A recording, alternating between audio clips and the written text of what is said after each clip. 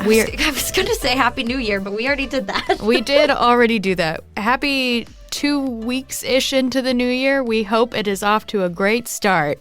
We hope it has been uneventful for all of you, and we will just leave it at that. We're doing okay. We are doing okay. 2020. I still feel cautiously optimistic for 2025. I'll say that. The worst parts of 2025 could just be at the beginning. Don't invite the option. I don't know. I'm trying to be optimistic. I'm just, whatever comes, I'm bad comes. at it. Whatever look, Texas lost. We're sad. Oh, yeah. I forgot already. There's so many things have happened since then. Everything is so much, as Horse eBooks would say. Literally so many things have happened since then. But today we are being optimistic and looking forward to new books coming in the upcoming year, which eyes forward is the mentality of 2025. Yeah, that's the motto for this year is eyes forward, eyes forward. Yep. Nothing else. Nothing is happening currently. Nothing that previously happened even matters. Not my business. If you are not one of our close personal friends, you're probably really confused, and if you are, you're probably laughing. Sorry to everyone, actually, both those who know and those who don't. Katey's still divorced. I am still dealing with a strange family situation, but Everything's going to be fine. Everything's going to be fine. So what we have done is we have, as we always do, we have assembled books that are coming out this year. Most of them are ones that I found on NetGalley that I have either been approved for or requested. It's all the hits. It's all the girlies that you know and love with some extra wild cards thrown in there, some new authors, and then we also got a few recommendations on Instagram. Many of them were ones that are already in this list anyway, but we also have some honorable mentions from you, the people. Abigail, we're going to alternate talking about these books, reading the blurbs, and y'all, you know the drill by now if you've been here. So do you want to go first? Sure, I will go first. Cool. I have read none of these. I have also not read any of these. I've read a few 2025 books, but no 2025 romances. Interesting. Yeah. Okay. I am approved for one currently. Pending the other. Yeah. I've requested two. Sarah Adler. Sarah Adler. She'll give it to us. We love you very much. Give us the book. Give us the book. Tell your people to hit approve. Anyway, go for it, Abigail. Here we go. So coming out January 28th, so like 2 weeks from now. Imminently. Out of the Woods by Hannah Bonham Young. I would like to just take this moment once again, as I mentioned, I think in our holiday books roundup episode, but they need, not that Taylor Swift needs any more money, but these romance publishers need to run Taylor a check for the pure marketing power of just naming a book after a Taylor reference. Yes. There are so many. Honestly. In this list alone. Alone. I mean, after that one terrible book that basically was just Taylor's life. Yeah. And how many holiday Hallmark movies were basically about Taylor Swift and Travis Kelce? At least two that I personally watched. There were probably more. I almost said Travis Scott, who I had to think about today. Different person. Travis. Different person. Imagine if she jumped Travis Kelce and started dating Travis Scott. That would be a real switch. Real veer into left lane. That would be a crisis among the Swifties of Maddie Healy proportions, I fear. I fear the same, but also, man, I don't know if I've ever heard Travis Scott actually talk, to be honest. Me neither. I know nothing about the man. Anyway. Tell us about this book. Yes, Out of the Woods. So here is the blurb. High school sweethearts Sarah and Caleb Linwood, I don't like that Sarah's last name is not there, have always been a sure thing. Oh, weird. Okay. Maybe. Anyway, I'm going to start over. High school sweetheart. Oh, they're married. Oh, okay. Thank you. Yes, I see that now. Okay, yeah, I'm reading ahead. Anyway, as always, we're going in these blind. Yeah, we're blind reacting. Yeah. So anyway, just like you would at a bookstore. Anyway, high school sweethearts Sarah and Caleb Linwood have always been a sure thing. For the past 17 years, they have had each other's backs through all of life's up and downs achievements, losses, stages, and phases. But Sarah has begun to wonder, who is she without her other half? Uh-oh. When she decides to take on a project of her own, a fundraising gala in memoriam of her late mother. Jeez. Sarah wants nothing more than to prove to herself and to everyone else that she doesn't need Caleb's help to succeed. She's still her mother's daughter, after all, independent and capable.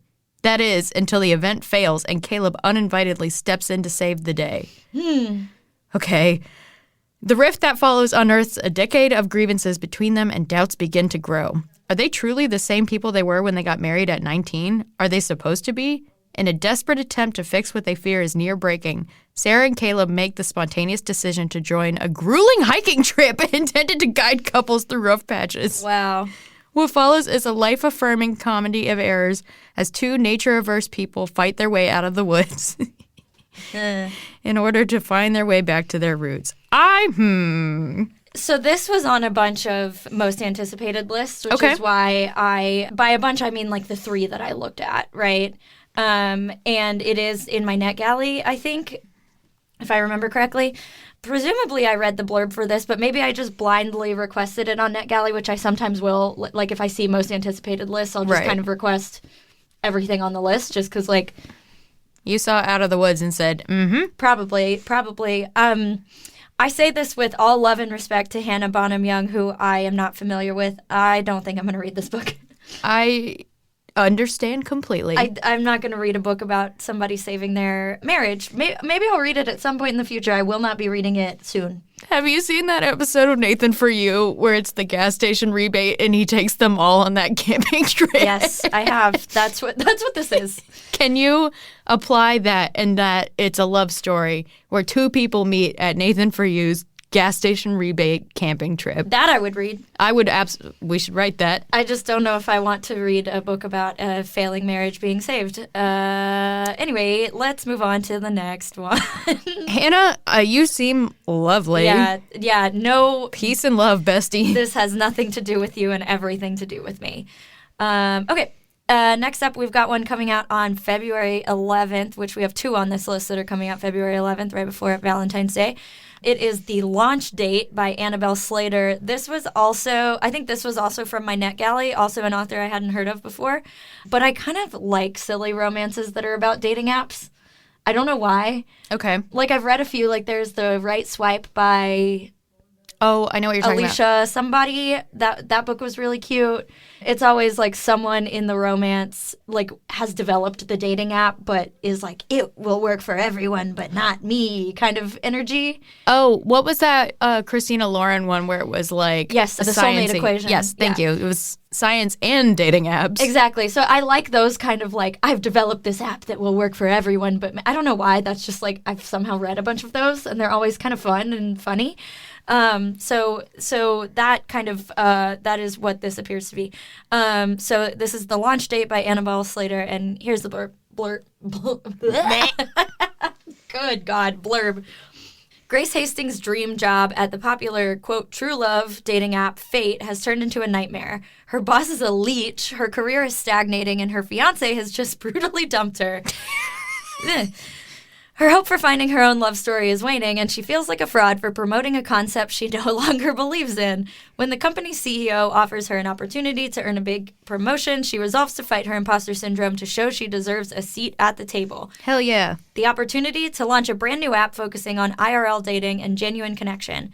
The problem, she must develop and test drive a series of, quote, first dates with the other person gunning for the job. Ooh, this is like a Shipped energy. Oh. Yeah, love that book. Angie Hockman. With the other person gunning for the job, notorious socialite playboy and Grace's biggest work rival, Eric Bancroft. During their disastrous hikes, dangerous cooking classes, and steamy yoga sessions, they begin to realize their stark differences may just be surface level, and Eric might just be the perfect person to challenge Grace's perception of love, dating culture, and self-worth. Sounds fun. It does sound fun. Isn't Eric Bancroft already the name of a man? If it's not, it should be. It sounds like a name. Hang on. Is that an actor that already exists? Well, it's a pastor because it just autofilled to pastor. He is a pastor Okay, well, not what I was thinking of, but at a church in Miami. okay. All right. Hey, Eric. You're in this book. Yeah. Anyway, sounds fun. Sounds fun. All right. Next up. Next up, we've got also out on February 11th and recommended to us from Emily on Instagram. Thank you, Emily. First Time Caller by B.K. Borison, who I don't think I've read a B.K. Borison, but she does a lot of Christmassy ones, doesn't she? No. She did a Christmassy one. Perhaps. Anyway. Okay. Oh, yes. The Love Light Farms one. Yes, people love that one. Yeah. The people love that one. And I see it in every single bookstore on the Christmas shelf. Yes. Okay. So here is the blurb. A hopeless romantic meets a jaded radio host. I feel like a radio host right now. I know. This is why I'm telling you we should do this one. But anyway, onward. Anyway, a hopeless romantic meets a jaded radio host in this cozy, Sleepless in Seattle inspired love story from beloved author B.K. Borison. That's the other reason I think we should do this. Aiden Valentine has a secret. He's fallen out of love with love. And as the host of Baltimore's romance hotline, that's a bit of a problem. But when a young girl calls into the station to asking for dating advice for her mom, the interview goes viral, thrusting Aiden and Heartstrings, that's the name of the show, into the limelight. Lucy Stone thought she was doing just fine. She has a good job, an incredible family, and a smart, slightly devious kid. But when all of Baltimore is suddenly scrutinizing her love life, or lack thereof, she begins to question if she's as happy as she believed. Maybe a little more romance wouldn't be such a bad thing. Everyone wants Lucy to find her happy ending, even the handsome, temperamental man calling the shots. But when sparks start to fly behind the scenes, Lucy must make the final decision between the radio-sponsored Happily Ever After or the man in the headphones next to her. Okay. Sleepless in Seattle is my least favorite. Oh, yeah. Okay. But even your least favorite Nora Ephron is still a Nora Ephron. I mean, sure. Yes. I see what you're saying. But are they ever going to see each other until the very end? I don't know. That's the problem with Sleepless in Seattle. They never see each other.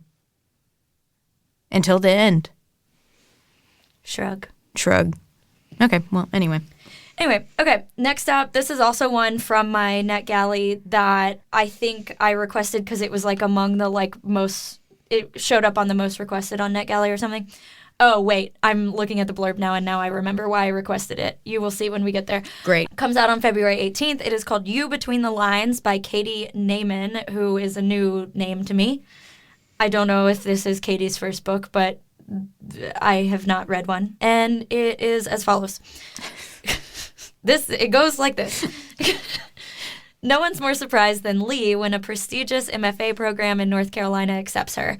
A former sorority girl, Lee's the first to admit she knows more about the lyrics of Taylor Swift than T.S. Eliot, and she's never been able to shake the all-style, no-substance feedback her high school crush made in their poetry workshop.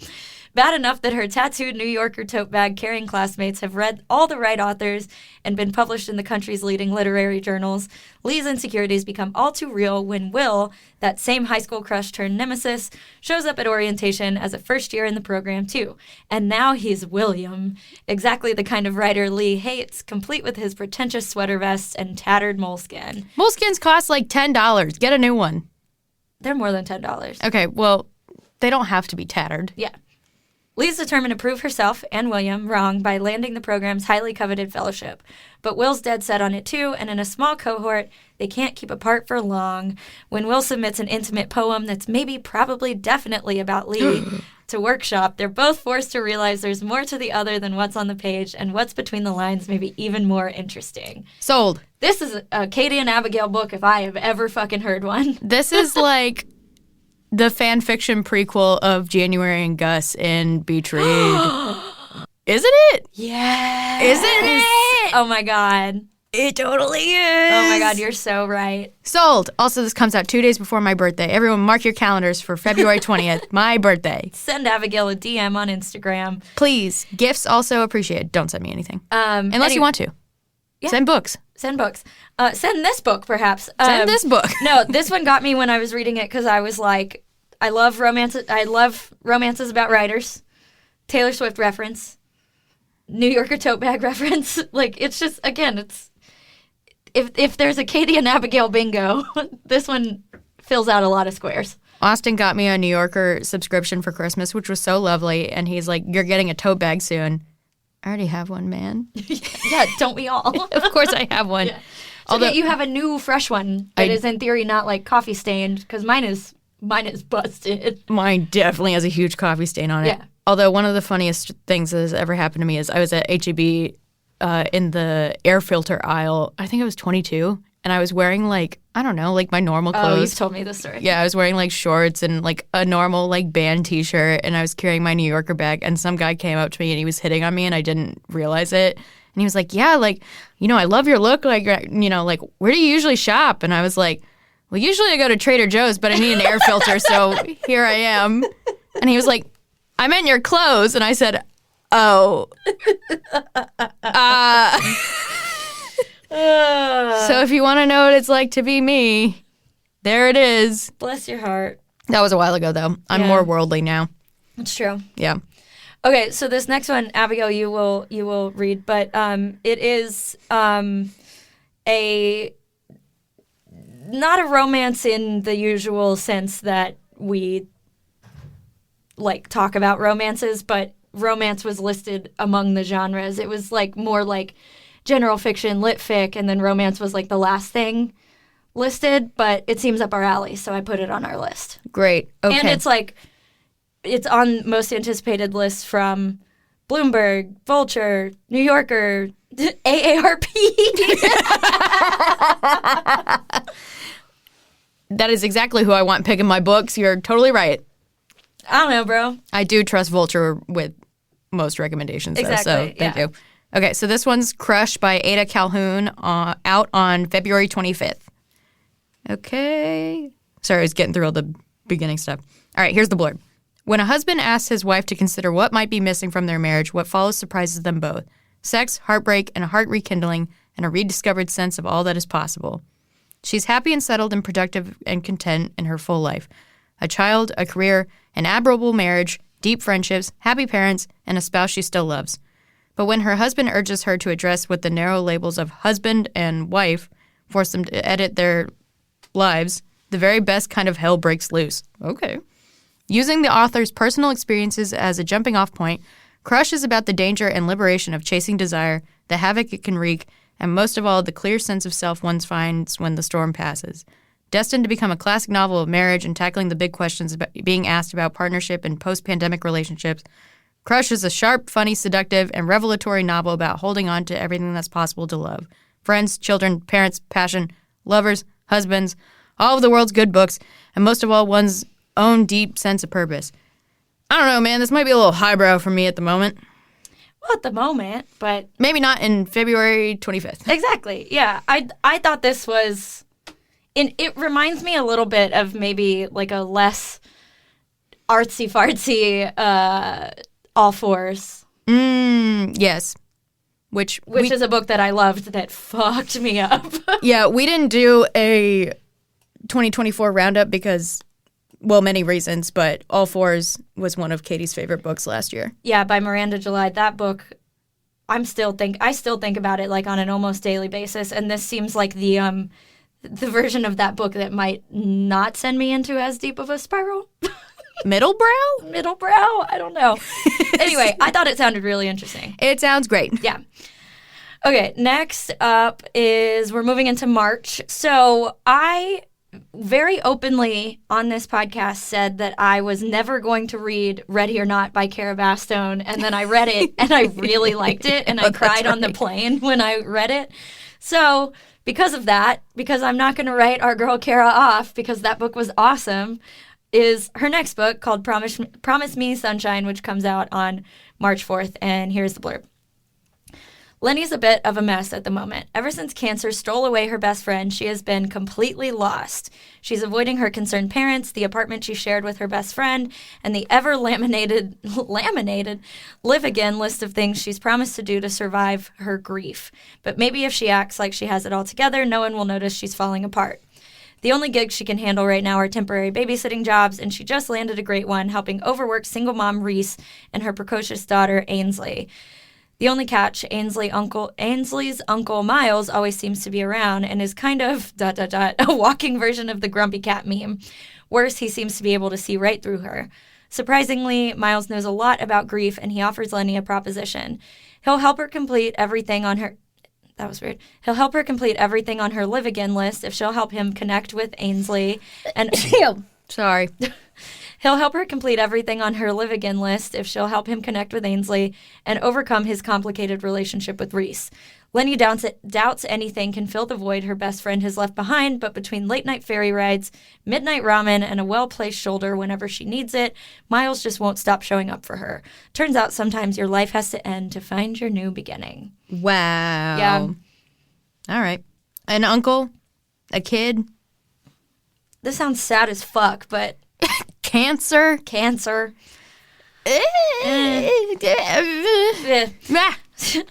Anyway, the next up is also one that is by an author that I read last year and really liked. Scott and Bothered? Yeah. All right. By the same author who wrote Kilt Trip, which yes. was delightful. All right, coming out March 4th, Scott and Bothered by Alexandra Kiley. Brooke Sinclair's dream of being a published author derailed when she was expelled from the University of I always say this wrong. Edinburgh 7 years ago. Edinburgh. You said that so redneck. I know. Well, it is what it is. Yeah. Now a ghostwriter. Ooh, she sticks to other people's stories. But when her college mentor, Mary McAllister needs I just need the people to know it. There was an H in there. Needs a co-writer for her memoir about Scotland's most challenging trek, Brooke would do anything for the opportunity, including agreeing to hiking again. Okay, there's always a theme when we do these roundups. And this time it's hiking. Yeah, trust that we didn't plan this. No, this always happens, though. We don't hike.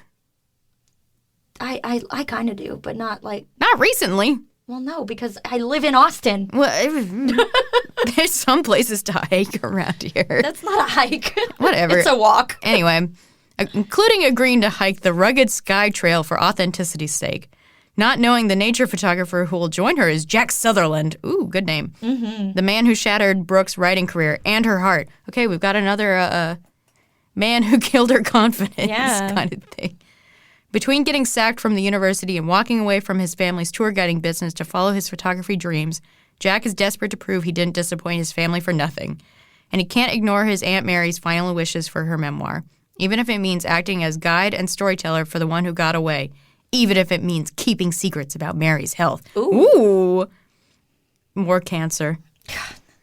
As Jack and Brooke head into the solitude of the sweeping Scottish landscape, they're forced to confront old feelings that haven't disappeared with time. But can 2 weeks and 80 miles, heal years of unspoken hurt and offer a second chance at the end of the trail? All right. Great. More hiking. Scotland. I love it. Scotland. Hiking. Professional enemies? I don't know. Perhaps. Okay, next up is a real wild card because if there's one thing Abigail and I do not give a shit about, it is racing. Hey, I go to MotoGP. Okay, cars. Yeah, Formula One. You are, bestie, you are so right. Yeah.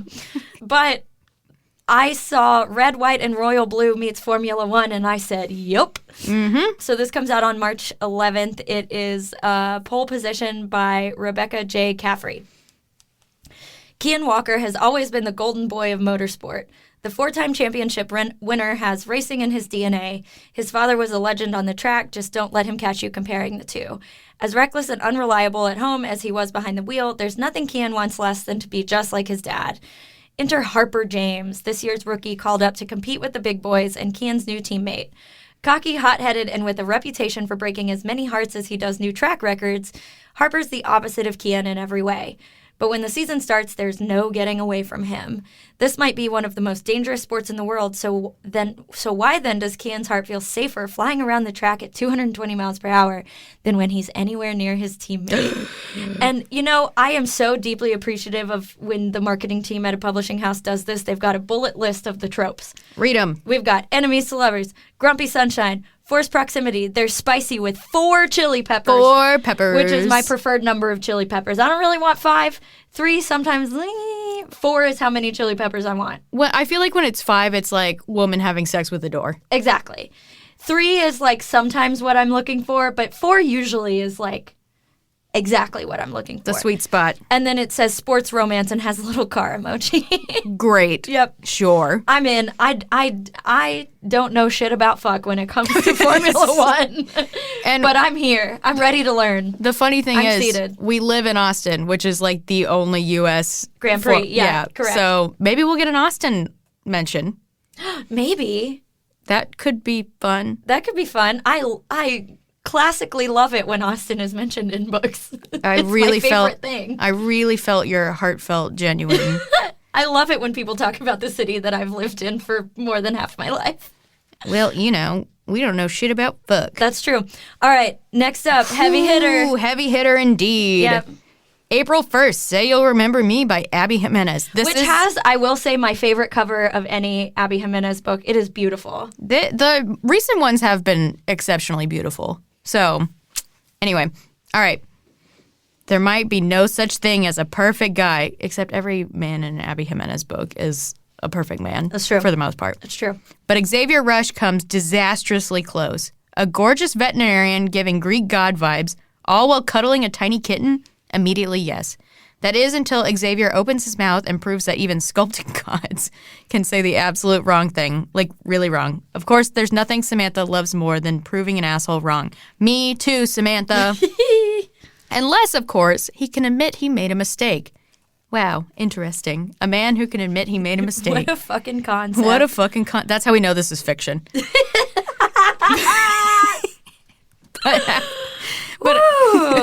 But after one incredible and seemingly endless date, possibly the best in living history, Samantha is forced to admit the truth, that her family is in crisis and any kind of relationship would be impossible.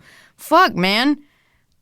Samantha begs Xavier to forget her, to remember their night together as a perfect moment, as crushing as that may be. Only no amount of distance or time is nearly enough to forget that something between them. And the only thing better than one single perfect memory is to make a life, and even a love, worth remembering. Ooh, okay, there is a content guidance, which is interesting. Yeah, I included that because I thought you might want to read it, and there's a pretty funny part in it, so... All right, here's the content guidance. This book contains detailed descriptions of someone with advanced dementia. There's mention of a cheating spouse of a side character, mention of a past child abuse, both physical and emotional, mention of animal abuse, cruelty, neglect, and death. Fuck, that's the shit that really gets me. Mm-hmm. There's a scene where a dog is in peril. The dog doesn't die. The main character's dog will never die. That was the part that I was like, okay. Thank you so much, Abby. You are so real for that. Yeah. Sudden off-page death of a side character or with a heart condition. Some of these times I'm like, I appreciate the warning. But spoiler? Yeah, a little bit. I feel that way too. Anyway, next up, one of our fave girlies, April 22nd, which is the same day as Emily Henry, so Godspeed to you, Bridget, is Anywhere You Go by Bridget Morrissey, who every book of hers that I've read I have genuinely deeply enjoyed. We love Bridget. Yes. Tatum Ward and Eleanor Chapman lead totally opposite lives. Tatum's never left her Midwestern hometown. She resides in a quaint guest cottage on her parents' property while working part-time as a waitress, where she spends most shifts ignoring her feelings for a beautiful regular named June. Yeah! Eleanor dedicates every waking hour to her high-profile press career. Yeah! Sacrificing personal relationships for professional success. Boo! Save for the occasional hookup to fight off her loneliness. when both women's lives unexpectedly blow up at the exact same time, they each need an escape, and fast. In Tatum's hometown, Eleanor expects a quiet hideaway where she can recharge. Instead, she gets wrapped up in the family drama that Tatum left town to avoid, pulled in by Tatum's charismatic older sibling, Carson, who charms Eleanor at every turn. Tatum ends up in Eleanor's New York high-rise apartment with June. 1 week together in the big city might make it impossible for Tatum to avoid not just her true feelings for June, but her real dreams for her life. Amid a friendship with a reclusive Hollywood actress and a complicated family reunion, Tatum and Eleanor each discover much more than they bargained for away from home. Their house swap won't last forever, but it might just be long enough for both women to surrender their defenses and finally fight for the life and love they deserve. The holiday retelling in the U.S. I am here. I'm ready. Done. I love it. All right. All right. Yep. Hit our next heavy hitter. Ooh. Abigail, you got both of them. I know. I've got the good ones. I mean, these are all great. You know what I mean. No, these are all great. This is just... No, you've just got the big ones. The big ones. Yes. Okay. Of course, April 22nd. Mark your calendars. Great Big Beautiful Life. Emily Henry. No one talked to me that day. I will be on my couch, under the covers. Yeah. Blocking everything else out. I'm going to take off work. I can't say that because... people I work with listen to this podcast, but... People I work with, you have PTO? Yeah, you're right. Anyway. That's what PTO is for. Books. I have like 50 sick days. I'm Emily Henry sick. Anyway, I'm sick. Tell us about Emily's new book. I actually don't think I've read the blurb I yet. haven't either. I'm just ready. I'm just ready. Alice Scott is an internal optimist. Still dreaming of her big writing break. Hayden Anderson is a Pulitzer Prize-winning human thundercloud. Ooh. Oh, I have read the blurb. It's been a long time. And they're both on balmy Little Crescent Island for the same reason. To write the biography of a woman no one has seen in years. We're both fist bumping. Or at least to meet with the octogenarian who claims to be the Margaret Ives, tragic heiress, former tabloid princess, and daughter of one of the most storied and scandalous families of the 20th century. When Margaret invites them both for a 1-month trial period, after which she'll choose the person who will tell her story, there are 3 things keeping Alice's head in the game. 1, Alice genuinely likes people, which means people usually like Alice, and she has a whole month to win the legendary woman over. 2, she's ready for this job and the chance to impress her perennially unimpressed family with a, in caps, serious publication. Capital L, capital S, capital P, serious publication. 3, Hayden Anderson, who should have no reason to be concerned about losing this book, is glowering at her in a shaken-to-the-core way that suggests he sees her as competition. But the problem is, Margaret is only giving each of them pieces of her story, pieces they can't swap to put together because of an ironclad NDA and an inconvenient yearning pulsing between them every time they're in the same room. And it's become abundantly clear that their story, just like the tale Margaret's spinning, could be a mystery, tragedy, or love ballad, depending on who's telling it. Yep. This has potential to be my favorite Emily Henry, depending on how it goes. Because I love a silly little contest like this. I love a crazy old person. Also that, yeah. This, ooh, man. Yep, you will catch me lined up at First Light Book People, wherever. I'm pre-ordering Get it. Get this one on day one. In every medium I possibly can. Yep. Because obviously NetGalley's not going to approve me for this one. I'm not even going to bother requesting it. They're going to say, bitch, who do you think you are? You are not important enough for this book. I work for the New York Times. Lies. Anyway, okay, next up, another favorite girly. Really, all the girlies are back in action this year, which I am just thrilled about. May 6th, What Happens in Amsterdam by Rachel Lynn Solomon. Danny Dorfman has somehow made it to her 30s without knowing what she wants to do with her life. So when an office romance ends poorly and gets her fired, she applies for a job in Amsterdam, idly dreaming of escaping the mess she's created, but never imagining she'll actually get it, except she does. By the end of her first week in Amsterdam, she's never felt more adrift or alone. Then she crashes her bike into her high school ex-boyfriend. No. And suddenly life is blooming with new opportunities. Whoa, how do I say this Dutch name? Well, Van Leeuwen is the ice cream. Sure. Wouter? All right, this person was a Dutch exchange. Sorry to all of the Dutch for that. Apologies to the Dutch. Yeah, was a Dutch exchange student. Danny's family hosted a forbidden love that ended in a painful breakup. Years later, God, a foreign exchange student romance? I love it. I had a brief romance with the foreign exchange student. The Italian foreign exchange student that was in my hometown. I can't count myself so lucky. A brief love affair. I've only dated dumb Americans. His name was Ricardo. I'm so serious. And then I married a nice Italian man. You did. Who is first generation on his dad's side. But not a foreign exchange student. No, but... And not a foreign exchange student when you're 15 years old. No. Yeah. We can't have it all, Katey. And he was 17. Oh my gosh, scandal. It was crazy. Anyway, years later, there's still sizzling chemistry between them and, okay, maybe a little animosity. More importantly, this man needs to be married to inherit a gorgeous family home on a canal. And when Danny's job falls apart, she needs a visa. As the marriage of convenience pushes them together in unexpected ways, Danny must decide whether her new life is yet another mistake or if it's worth taking a risk on a second chance. Yes, yes, yes. Another marriage of convenience. I love a marriage of convenience. Instead of a kidney, we get a canal. Yep, I love it. I love it. Great. Oh, perfect. All right, hit us with the next one. All right. May 27th, we've got Annabelle Monaghan, who Katey does enjoy. I have not read. And it's called It's a Love Story. To the point. And a Taylor Swift reference. Yes. Okay, you're right. Yeah. Well, I didn't sing it. So. I know, but that's what I'm saying. There were 3 in this list. Oh, okay. That are Taylor Swift references. Great, okay. Jane Jackson spent her adolescence as poor Janie Jakes. Ooh. The barbecue sauce in her braces punchline on America's 5th favorite sitcom. Now she's trying to be taken seriously as a Hollywood studio executive by embracing a new mantra, fake it till you make it. Except she might have faked it too far. What is it? A girl boss too close to the sun. Yep. Desperate to get her first project greenlit and riled up by pompous cinematographer and one-time crush Dan Finnegan, she claimed that she could get mega pop star Jack Quinlan to write a song for the movie. Jack may have been her first kiss and greatest source of shame. Ouch. But she hasn't spoken to him in 20 years. Now Jane must turn to the last man she'd ever want to owe, Dan Finnegan, because Jack is playing a festival in Dan's hometown and Dan has an in. A week in close quarters with Dan as she faces down her past is Jane's idea of hell. But he just might surprise her. While covering up her lie, can they find something true? Can they? Can they? Can they, Janie Jakes? Janie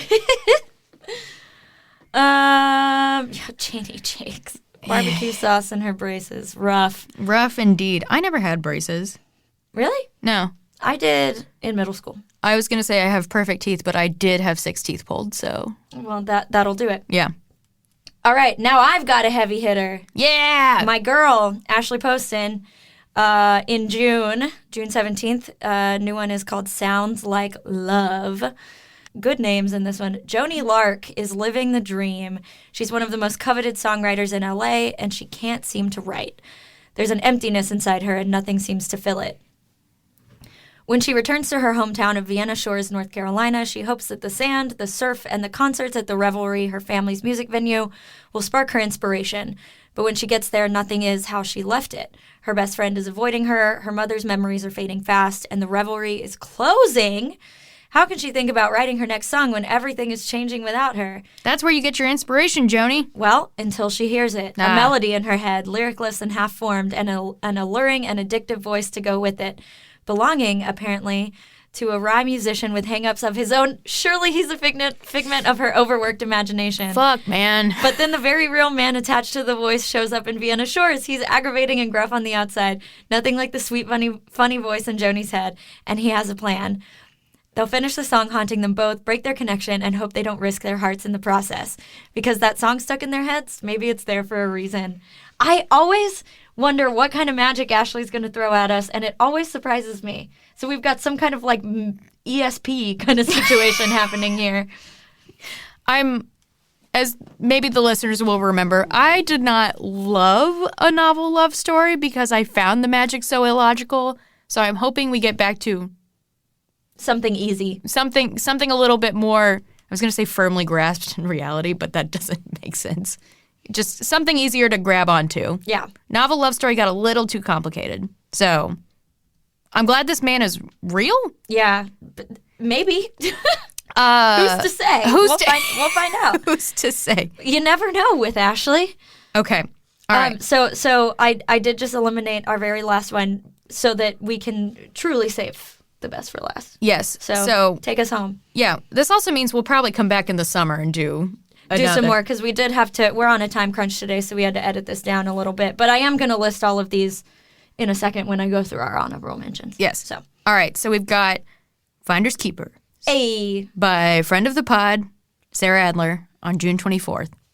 So, here we go. Last week, Nina Honeycutt, great name. Sarah, great. We love your wacky names for your characters. I know. I shit on Hollis Hollenbeck for Mrs. Nash's Ashes, but, it kind of grew on me. Well, and as we become more familiar with Sarah's writing and we learn that she just kind of gives people wacky names, it's endearing. Yeah, I love it. Yeah. It's great. Anyway, Nina Honeycutt was a professor about to move into a gorgeous new apartment with her long-term boyfriend. Now she's single, unemployed, and living with her parents. See, I know these are how they have to start often, but man, these poor girlies. I know. Even more surprising is the fact that Quentin Bell, her childhood neighbor and crush, is also back in town and wants to resume the treasure hunt that ended their friendship almost 2 decades ago. I'm so excited for this. Sarah, please ask whoever's in charge of NetGalley. Hello. Please. Hoping the reward promised to whoever finds the rumored riches left behind the town's eccentric, turn-of-the-century seltzer magnet. I have read this blurb, but it doesn't stop being funny. It's still funny. It's still funny. Will help her get her life back on track, Nina agrees. Granted, last time the search resulted in a broken heart and 17 years of silence. But Nina's older and wiser now. Surely things will be different? That's how it works. Yeah, that's how it works. Yeah. Except Quentin is also older and wiser. Not to mention distractingly handsome. Mm-hmm. As they resume their hunt, Nina and Quentin begin to rediscover all the things they once loved best about each other. Oh. But unlike the treasure, the secrets that left them empty-handed the first time refuse to stay buried. And if there's any hope of finding what they're looking for, and for a future together, Nina and Quentin will have to be brave enough to excavate their past as well. I cannot wait for a Sarah Adler shenanigan. I'm really curious what they're looking for in terms of what's the treasure? Is it gold? Is it money? Is it bonds? Is it new Coke or whatever? A forgotten can. A forgotten can of seltzer. It's Surge. It's Zima. It's a 6-pack of Zima. The Four Loko before they took the caffeine out. Yeah, the original Four Loko. I would go hunting for that. I don't know. Sometimes I'm like, I could if only we could have bottled that feeling when you're 19 years old and having a Four Loko. See, I never got to have original Four Loko because I was 18 in 2015. So post caffeine Four Loko world. But the thing I remember most about Four Loko is whatever the one that came in the green can was. It tasted greasy. They all taste bad. That's not the point. No, I know, but this one specifically tasted like greasy. I can't think about this again. I mean, We're about to go to the gym. I don't drink it anymore. I know. I drink old fashions now, Katie. A woman with class. A woman with class, indeed. Anyway, okay, so I want to run through some honorable mentions, which we will probably talk about more as they come out. We did get some more of y'all's most looked forward to books from Instagram. Friend of the pod, Zach, is an Allie Hazelwood girly and is excited for Deep End. Guiley? Guiley. I think girly is gender neutral. Yeah. Friend of the pod, Camille, referred to Emily, Abby, and Carly Fortune as the Holy Trinity. Fair enough. Mine is Ashley Poston in there, but Angie is excited about the new Kennedy Ryan book. I did also notice that Bolu Babalola has a new romance coming out. We've also got new releases from all the hits: Elsie Silver, Sarah Adams, Tessa Bailey, of course, Elle Kennedy, Jasmine Guillory, Chloe Lees, Denise Williams, Lana Ferguson, Sophie Sullivan. Emily on Instagram is excited about the new Sarah Hogel book, which is the second in a series. It's like a paranormal-ish series, I think. I haven't read the first one, but I've heard good things. So that book is coming out. I am personally excited for the next book in the Rebel Blue Ranch Hot Cowboy series by Lila Sage. That one comes out in April. We've got a new Ashley Herring Blake. We've got a new Meryl Wilsner, and this is marketed as their first romance with a non-binary lead. Oh, great. So there's that. We've got a new Alyssa Sussman, whose books I have enjoyed. She did Funny You Should Ask, and the other one, the title I forget, but it's blue. Always great covers. Yeah, always great covers. There's one that I listed in here that has romance listed as the second genre. The first genre is just LGBTQIA+, but it's Disco Witches of Fire Island by Blair Fell, and it's set on Fire Island in the 80s, like during the AIDS epidemic, which seems really interesting. Mm-hmm. We've got the new Carly Fortune, which is, once again, it's summertime. We're at the lake. It's summertime, baby. Yep, the formula's working. Catherine Sinner has a new one. And then friend of the pod, Sarah Adler, said that this book that's coming out in September is, quote, spectacular. And it is The Heartbreak Hotel by Ellen O'Clover, which I had not heard of, was not on my radar until she put this in our Q&A box on Instagram. And Ellen O'Clover is a great name. Ellen O'Clover is a great name. I hope that is her government name and not a pen name because it's very good. But this is basically, there's like a hotel that's reopening and there's a reconnection, and there appears to be some handsome salt and pepper veterinarian involved. And I thought you were going to say veteran. Veterinarian.